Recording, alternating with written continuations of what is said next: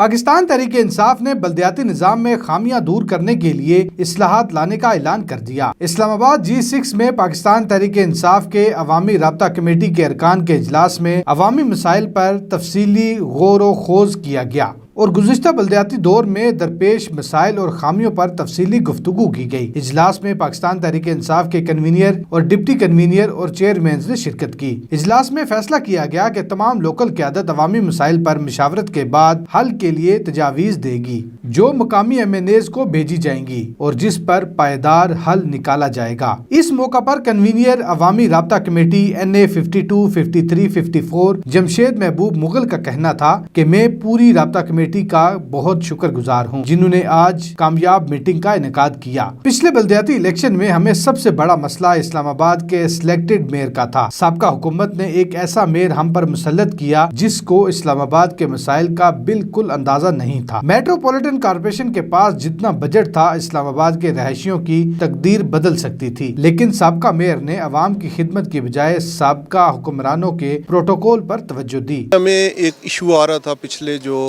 ہمارا بلدیاتی الیکشن ہوا ہے اس میں جو خامیاں تھیں جو ان کے اختیارات کے حوالے سے یا یونین کونسلز کے جو ارننگ تھی اس میں جو ہمیں مشکلات تھیں، ہمارے خاص طور پہ وائس چیئرمین جو تھے وہ بالکل ہی آؤٹ تھے سین سے، تو اس میں ہمارے MNAs نے اور ہم نے مل کے آپس میں ایک مشاورت کی کہ ہمیں اس کو کیوں نہ اس کو ریفارمز کریں اس میں، اور اس کی بہتری کے لیے آج ہم سارے اکٹھے ہوئے تھے۔ ہم ایک کمیٹی بنائیں گے اور اس کمیٹی کا کام ہوگا کہ جہاں جہاں اس میں ہمیں خامیاں نظر آ رہی ہیں اس کو دور کیا جائے اور سارے مل کے اپنی ایک رائے سے اپنے MNAs کو وہ رائے دیں تاکہ وہ جا کے اس کو امپلیمنٹیشن پہ لے کے جائیں۔ ایک نان الیکٹڈ بندے کو آپ نے پورے نظام کے اوپر بٹھا دیا جس کو نہیں پتا کہ عوام کے نیچے مسائل کیا ہیں۔ یونین کونسلز کے لوگ جو چیئرمین الیکشن لڑ کے آئے ہیں انہوں نے کل لوگوں کے پاس جانا، انہوں نے کیا ان کے لیے کیا اچیو کیا ہے اور اس کو بالکل پرواہ نہیں تھی۔ یہ سب سے بڑی خامی تھی اس نظام کی، اور ہماری خواہش ہوگی کہ آئندہ اگر کوئی میئر آئے اسلام آباد میں تو وہ الیکٹڈ ہو تاکہ اس کے لیے ہم کوشش کریں جس کو پتہ ہو کہ نیچے نظام کیا ہے۔ چیئرمین یونین کونسل سوہان ملک عامر کا کہنا تھا کہ اسلام آباد کی تاریخ میں پہلی بار ہمارے MNAs نے تجربہ کار اور جو پچھلے 5 سال بلدیات میں رہ چکے ہیں ان سے رائے لینے کا فیصلہ کیا تاکہ جو اگلا بلدیاتی ایکٹ بنے وہ ان خامیوں سے پاک ہو۔ ہمارے تینوں MNAs جو ہیں یہ اسلام آباد کی ہسٹری میں فرسٹ ٹائم ہوا ہے کہ اسد عمر صاحب نے تینوں اور باقی 2 MNAs نے یہ فرسٹ ٹائم کیا ہے کہ جی ہمارے جو ایکسپیرینس لوگ ہیں جو پچھلے 5 سال بلدیات میں رہے اور انہوں نے بلدیات میں رہ کے جو ایکسپیرینس کیا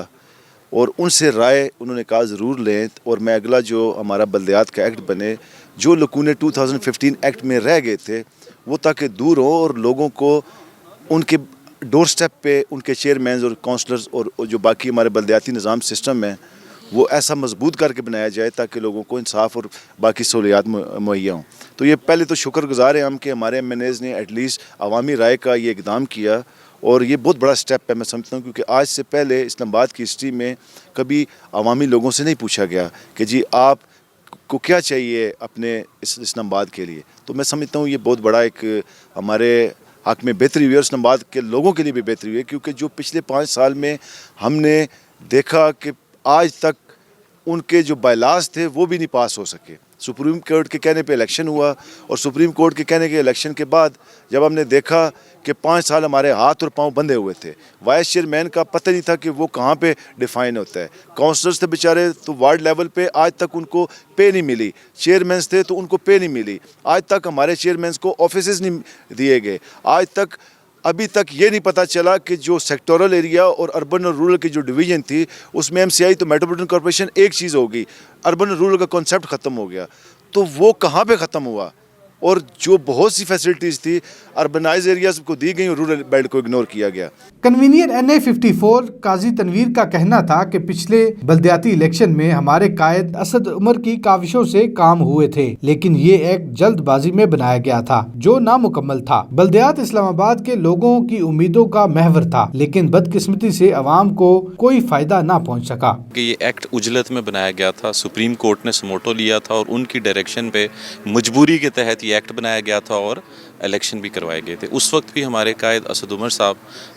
कोर्ट में गए थे और उनका ये प्ली थी कि नहीं, ये इलेक्शन होने चाहिए क्योंकि जमहूरियत की जो रूह है वो बल्दियात हैं। तो उस हवाले से इलेक्शन तो हो गए, लेकिन उजलत में जो एक्ट बनाया गया वो नामुकम्मल था, उसमें चीज़ें डिफ़ाइन नहीं थी। और उसकी मिसाल आप ये देख लें कि 5 साल गुजरने के बावजूद रूल्स ऑफ बिज़नेस हमारी जो हमारे मेयर थे या वो एक्ट के तहत वो पास नहीं करवा सके। तो ये सबसे बड़ी मेन चीज़ थी कि जो बल्दियात बेसिकली इस्लामाबाद के लोगों की उम्मीदों का महवर था, लेकिन वो इस नामुकम्मल एक्ट और जिस तरह जमशेद साहब ने बात की कि एक ऐसे बंदे को हमारा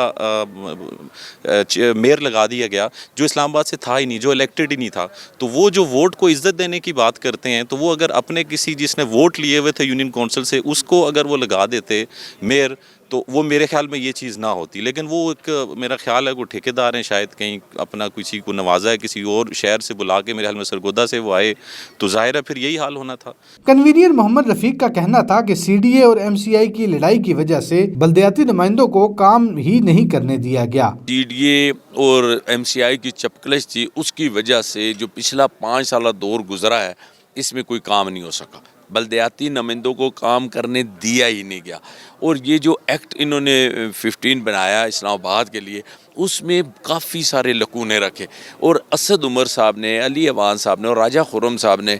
हमारे जो चेयरमैन थे, हम सारे उनको इकट्ठा किया, बुलाया और उन्होंने कहा कि जी आप देखें कि जो तकालीफ आपने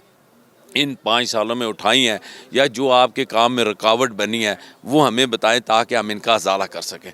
तो इस वजह से हम सारे आज यहाँ पर बैठे हैं और सारों से मुशावरत की है और हमने एक क्राइटेरिया तय किया कि क्या क्या चीज़ें और कौन कौन सी रुकावटें थी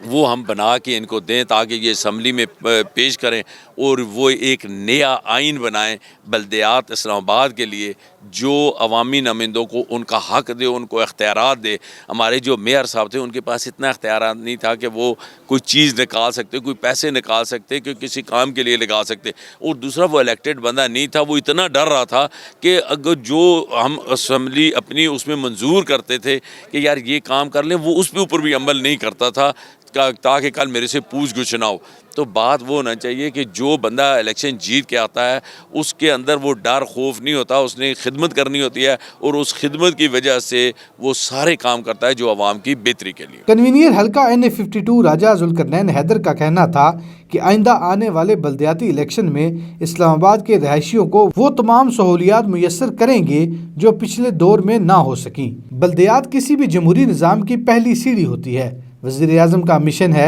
कि अवाम को सहूलियात उनके घरों तक पहुंचाई जाएं, जिस पर हमेशा काम जारी रहेगा। सोहेल मलिक, हक न्यूज़, इस्लामाबाद।